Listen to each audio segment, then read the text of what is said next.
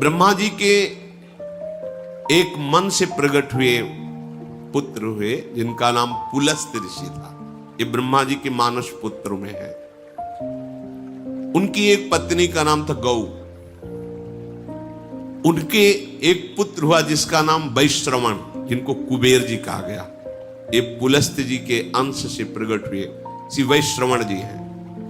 ये बड़े तेजो संपन्न और शक्तिशाली थे। वैश्रवण जी अर्थात कुबेर जी ये पुलस्त्य ऋषि को छोड़ करके भगवान ब्रह्मा जी की आज्ञा में और सेवा में रहने लगे। ये पुलस्त्य जी को अच्छा नहीं लगा, क्रोध आ गया पुलस्त्य जी को। तो पुलस्त्य जी ने अपना दूसरा रूप धारण किया अपने ही अंश से। उसका नाम हुआ विश्रवा। अपने शरीर से दूसरा रूप प्रकट किया जिसका नाम विश्रवा। क्रोध से प्रकट किया। ये क्रोध आसुरी भाव है, राक्षसी भाव है। विश्रवा सदैव कुबेर जी से दोष दृष्टि रखता, द्वेष दृष्टि रखता, कुपित रहता। पर ब्रह्मा जी की सेवा में थे विश्रवण, इसलिए किसी का प्रभाव उनके ऊपर नहीं। वैश्रवण की सेवा से प्रसन्न होकर पितामह ब्रह्मा जी ने अमरत्व प्रदान कर दिया और त्रिभुवन के धन का मालिक बना दिया। धनाध्यक्ष भगवान कुबेर ऐसा कहा जाता है। वो जो पुलस्त्य जी के अंश से प्रकट हुए प्रथम पुत्र, द्वितीय विश्रवा जो उन्हीं के आदेश से प्रकट हुए। और जब कुबेर पदवी मिली तो महादेव जी से ब्रह्मा जी ने उनका परिचय कराया और मित्रता करवाई। नलकुबर नाम के इन्हीं के मणिग्रीव पुत्र प्रकट हुए और एक दिव्य स्वर्णमयी राजधानी धनाध्यक्ष कुबेर की, जिसका नाम लंका। ये धनाध्यक्ष कुबेर की राजधानी, त्रिभुवन का धनाध्यक्ष पद और लंका ये कुबेर को दी गई। और विचरण करने के लिए पुष्पक विमान और यक्ष राक्षसों का राजाधिराज पद कुबेर को दिया गया। जो पुलस्त्य जी के क्रोध से प्रकट हुआ विश्रवा नाम का पुत्र था, वो कुबेर पर दृष्टि क्रोध भरी रखते थे। कुबेर जी ने देखा कि ये भी तो पिता ही तुल्य है।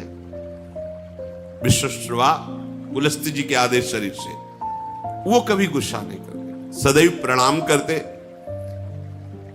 और धनाध्यक्ष कुबेर तीनों लोकों के यक्ष दैत्य राक्षस यक्ष इनके स्वामी थे। तो तीन बहुत ही सुंदर युवतियां सेवा में दी, राक्षस कन्याएं, बड़ी माया शक्ति से संपन्न, दिव्य से दिव्य रूप धारण करने वाली। वो महामुनि विश्रवा की सेवा में लगी। रात दिन उनकी आज्ञा में हाथ जोड़े खड़ी रहती थी। जब जो आज्ञा वैसी सेवा, नृत्य करना, गान करना, महर्षि को रिझा लिया। उनमें से एक का नाम पुष्पोत्कटा, दूसरा का राका, तीसरे का नाम मालिनी। तीनों एक दूसरी सेवा में सुख प्राप्त करने के लिए होड़ लगाई हुई थी। तीनों ने प्रार्थना की कि मुझे पुत्र चाहिए। महान तपस्या से संपन्न क्रोध युक्त विश्रवा मुनि ने उनसे पुत्र उत्पन्न किए। पुष्पोत्कटा नाम की जो राक्षसी कन्या थी, उनसे महाभयानक बलशाली रावण और कुंभकर्ण, मार्कंडी जी सुना रहे, भूमंडल में इनके जैसा कोई बलि नहीं था। मालिनी नाम की जो सेवा में थी राक्षसी कन्या, उनसे विभीषण जी का जन्म हुआ। और जो राका नाम की थी, उनसे सूपनखा और खर ये प्रकट हुए। हमारी एक एक क्रिया का परिणाम होता है। देखो, पुलस्त्य जी भगवान ब्रह्मा जी के मानस पुत्र हैं। उनसे एक पुत्र प्रकट हुए वैश्रवण कुबेर जी महाराज। वो अपने पितामह ब्रह्मा की सेवा में लग गए। तो पुलस्त्य जी के हृदय में असंतुष्टता पैदा हुई। हमारी आज्ञा का पालन नहीं कर रहा। उन्होंने अपने को दूसरे स्वरूप में प्रकाशित किया। देखो, जो क्रिया द्वेष, असंतुष्ट या क्रोध या धर्म त्याग पूर्वक होगी, वो राक्षसी प्रवृत्ति ही प्रकट करेगी। विश्रवा जी के हृदय में कुबेर के प्रति भारी द्वेष, क्योंकि पुलस्त जी का संकल्प वो द्वेषात्मक हो गया। तो उनसे जो विश्वश्रवा प्रकट हुए, उनके हृदय में कुबेर जी के प्रति द्वेष, अर्थात धर्मात्मा पुरुष के प्रति द्वेष। उनकी सेवा में कुबेर राजा धीराज पदवी प्राप्त किए ब्रह्मा जी से, तो देखा ये पिता स्वरूप है, इनको मेरे से द्वेष है, ये द्वेष मिट जाए। दिव्य मायावी शक्तियों से युक्त बड़ी ही सुंदर 3 युवतियों को विश्रवा मुनि की सेवा में लगाया। सेवा में नजदीक रहने से उनको पत्नी भाव से स्वीकार किया। द्वेष, क्रोध, इससे संयुक्त होकर के पुत्र उत्पन्न की चेष्टा की, क्रिया की। पुष्पोत्कटा नाम की सुंदरी से जो सेवा में थी, बड़ा ही भयानक पुत्र प्रकट हुआ, रावण, फिर कुंभकर्ण। उसी भाव से भावित होकर के राका से संयोग किया, तो जिसे खरदूषण कहा जाता है, वो पुत्र और शूर्पणखा पुत्री, भयानक राक्षसी भाव। थोड़ा मन शीतल हुआ कि इतना द्वेष नहीं करना चाहिए। ऐसा भाव करके मालिनी से संयोग किया तो विभीषण जी का प्रादुर्भाव हुआ। अगर आप गृहस्थ हैं और द्वेष, क्रोध, हिंसात्मक वृत्ति, अधर्म भाव, फिर आप पुत्र उत्पन्न करते हैं, तो वैसे ही पुत्र होगा। या असमय में, जहां शास्त्र आज्ञा नहीं करता, उस समय तो राक्षसी भाव का होगा। जैसे कश्यप और दिति जी पति पत्नी है। कश्यप जी 10,000 वर्ष तक तपस्या में ब्रह्मचर्य रहकर भगवद आराधना की। दिति जी उनकी सेवा में रहे। प्रसन्न हुए कश्यप, क्या चाहिए तुम्हें? उनका, भगवान आप हमारे प्राणनाथ पति हैं, एक पत्नी को अपने पति से क्या चाहिए?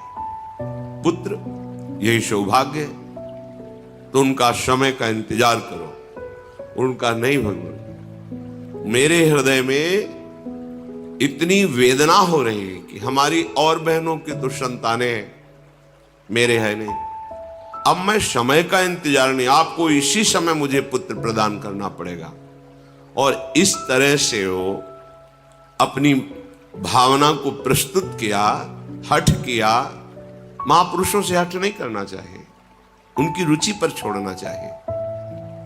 पर वो अपनी रुचि का आरोप इस कोर्ट से किया कि वो संध्या काल था, भगवान सूर्यास्ताचल को जा रहे, इस समय महापाप माना जाता है स्त्री संभोग। उन्होंने विवश होकर के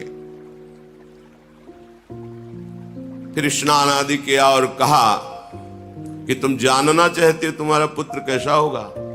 घोर भगवद्रोही पैदा होगा, क्योंकि घोर समय था।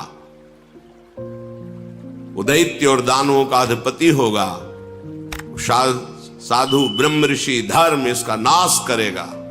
कांप गए।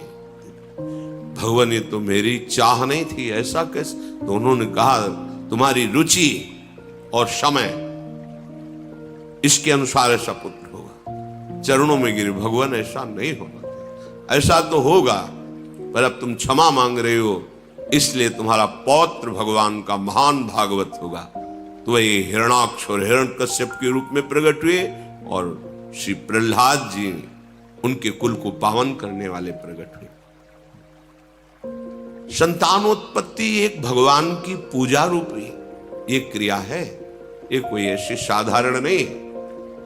आप अगर संयम से रहकर पवित्र होकर भगवान को प्रणाम करके उनकी आज्ञा का पालन करने के लिए उनकी सृष्टि विस्तार रूपी पूजा उनका स्मरण करते हुए, तो निश्चित महाभागवत पुत्र होगा, देशभक्त होगा, बलवान होगा, विद्वान होगा।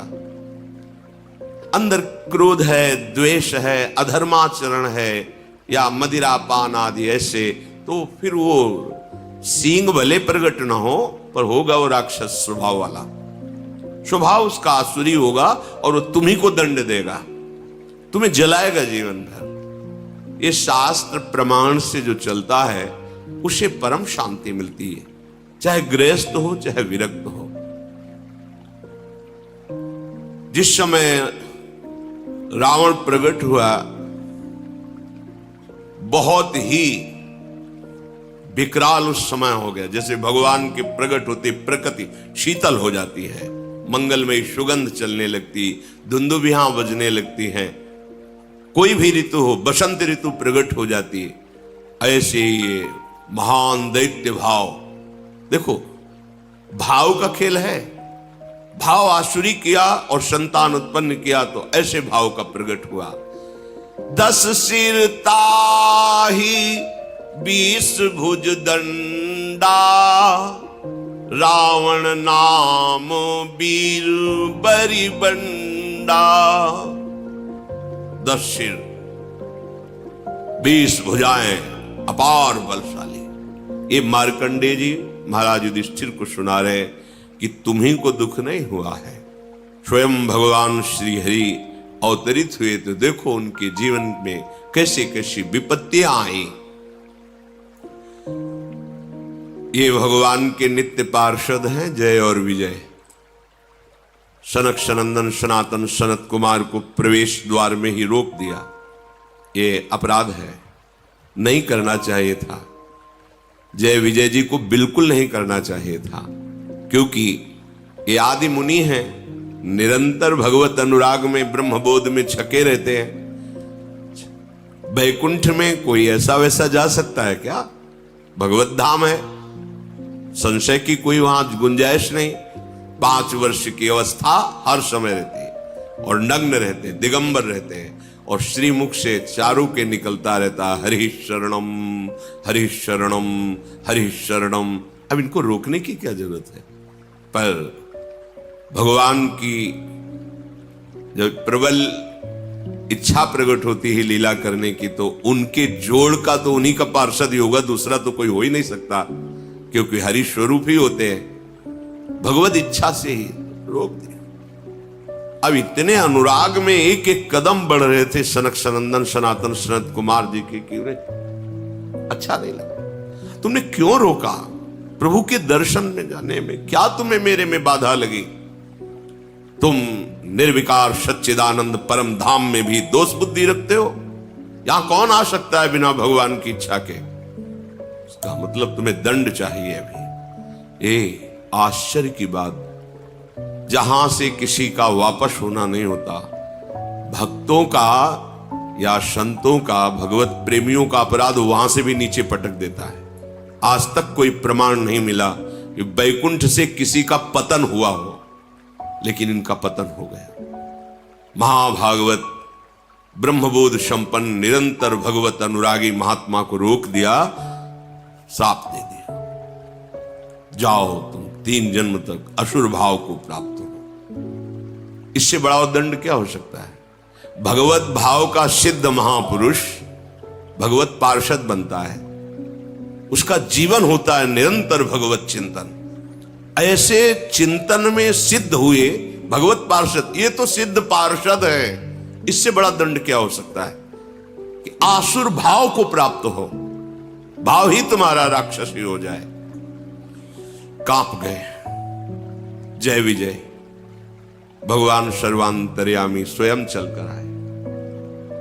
वो बड़ी अद्भुत बात कही, कहा सेवक का अपराध स्वामी का ही होता है, इसलिए आप क्षमा करो या मुझे दंड दो। ये मानो ऐसा प्रहार हुआ सनकादि के ऊपर, अगर विचार करके देखो बहुत मृदु शब्द दिखाई दे रहे हैं, लेकिन नहीं। भगवान को लगा तुम्हें तो सोचना चाहिए कि मेरे पार्षद हैं, अगर दंड ही दिलवाना था तो हमसे निवेदन करते कि आपके सेवक ने मुझे रोक दिया, आपको असंतुष्टता, आप फाइनल कैसे कर दिए। भगवान के जो शब्द है इसमें बड़ा गूढ़ भाव है। सनकादि को अपना नहीं कहा उस समय, कहा सेवक का अपराध स्वामी का ही अपराध होता, मुझे क्षम। ये बहुत बड़ी बात अलगाव की हो गई ना। अपनापन किससे दर्शा रहे श्री भगवान जय विजय से। सेवक का अपराध स्वामी का ही अपराध होता। हे ऋषियों, आप चाहे दंड दो या क्षमा करो, मेरी भुजा भी हो, यदि आप जैसे महात्माओं के विरुद्ध चल जाए तो मैं काट दूं, फिर ये तो सेवक है। संतुष्ट अब तो कांप गए शनकादि वचन, क्योंकि परम ज्ञानी है, बार बार भगवान के चरणों में प्रणत हो रहे हैं। प्रभु आप कहे तो शाप मिथ्या हो जाए, नहीं मेरी इच्छा से है इसलिए। और जय विजय से कहा तुम चिंता मत करो, आसुर भाव रहेगा पर तुम्हारे कल्याण के लिए मैं स्वयं अवतरित होऊंगा, स्वयं अवतरित, तुम चिंता मत करो। जय विजय ने तो 3 जन्म लिए, पर भगवान ने 4 जन्म लिए। रावण कुंभकर्ण रूप में जब ये पधारे तो भगवान श्री राम रूप में, वो तो अंश में चतुर्व्यूह स्वरूप से प्रकट हुए। हिरण्यकश्यप हिरणाक्ष के लिए भगवान नरसिंह और वाराह और शिशुपाल दंतवत भगवान श्री कृष्ण, 4 अवतार, राम, नरसिंह, वाराह और हरि श्री कृष्ण, 4 अवतार भगवान के लिए। हर चरित्र से हमें शिक्षा मिलती है। यदि हमें रोका जा रहा है तो हम श्रद्धा लेकर के आए हैं, हमें रुक जाना चाहिए। दूसरी बात, यदि वो भगवत प्रेमी महात्मा है तो विनय की जा सकती है, उसको शासन के द्वारा नहीं रोका जा सकता। वो भले अल्प अवस्था का क्यों न हो, यदि वो वैष्णव चिन्हों से चिन्हित है तो हाथ जोड़ के बात करनी चाहिए। अगर आप कुछ क्षण यहां विराजमान हुए, अभी मैं आपको विनय पूर्वक, शासन नहीं, पार्षद हैं भगवान के, वो सामने महान ऋषि है, विनय की जा सकती है। हमको एक एक आचरण की शिक्षा मिलती है हर चरित्र से, हर चरित्र से। अब ये भगवान के पार्षद आसुर भाव को प्राप्त है, इनकी जोड़ का कौन हो सकता है? तो 10 सिर ताही 20 भुज दंडा, रावण नाम वीर बरी बंडा। बड़ा ही प्रचंड सामर्थ्यशाली रावण, जिसके 10 सिर, और ऐसा नहीं था कि भयानक लगता हो, 10 सिर होते हुए भी बड़ा सुंदर था। भगवत पार्षद है, सुंदर था। ऐसा नहीं कि उसके देखने में कुरूपता झलकती हो, जिसके 10 खोपड़ी हो तो अलग नहीं लगेगा, ऐसा नहीं था। और 20 भुजा, महान बलशाली, प्रचंड शूरवीर। और दूसरा, भूप अनुज हरि मर्दन नामा, भयो सुकुंभ करन बलधामा। मानो हिमालय ही पैदा हो गया हो, पुष्पोत्कटा के गर्भ से ऐसा विशाल काय स्वरूप। और आहार, ये छोटे मोटे निशाचरों की बात अभी आप सुनी थी। वो बक नाम का निशाचर जो एक चक्रा नगरी में जब पांडव रुके हुए थे तो ब्राह्मण की बारी आई थी, तो वो बता रहा था 200 भैंसे, 1 छकड़ा भोजन, और 1 आदमी, जैसे हरी मिर्च 1 चाहिए तो 1 आदमी उस परिवार से जाएगा। रोज उसके लिए अलग अलग नगर से एक घर से जाता था। 200 भैंसे, 200 भैंसे कितने, 1 छकड़ा भोजन और 1 आदमी हरी मिर्ची की तरह स्वाद लेने के लिए। वो आदमी खाएगा, 200 भैंसे खाएगा, 1 छकड़ा, ये उसका रोज का आहार था। ये छोटे मोटे राक्षसों की बात है। कुंभकर्ण का आहार क्या था? अनगिनती, मतलब महीनों से व्यवस्था होती थी। अपराधी मनुष्यों को पकड़ के गौ भैंसे नाना प्रकार का आहार, ऐसे जैसे गौशाला खोली जाती ना, ऐसे उसके आहार की व्यवस्था होती। आहार कर, भयानक आहार करने वाला, मतलब विश्व को अब चाट जाए ऐसा उसका उदर, आहार करने, भयंकर बलशाली। मालिनी जी के गर्भ से प्रकट हुए महाभागवत विभीषण जी।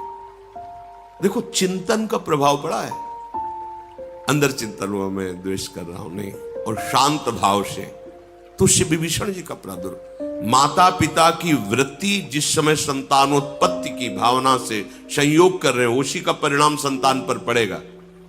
ये बहुत बड़ी पूजा है, बहुत सावधानी रखनी चाहिए। इसे ये नहीं समझना चाहिए कि हम वासना की तृप्ति के लिए ऐसा कह रहे हैं, नहीं। पहले हर महापुरुष कुछ समय तक ब्रह्मचर्य रहकर साधन करके गुरुजनों को प्रणाम करके दिक्पाल दिशाओं को प्रणाम करके फिर संतान उत्पत्ति, धीर वीर गंभीर विवेकवान ऐसे पुत्र प्रकट होते।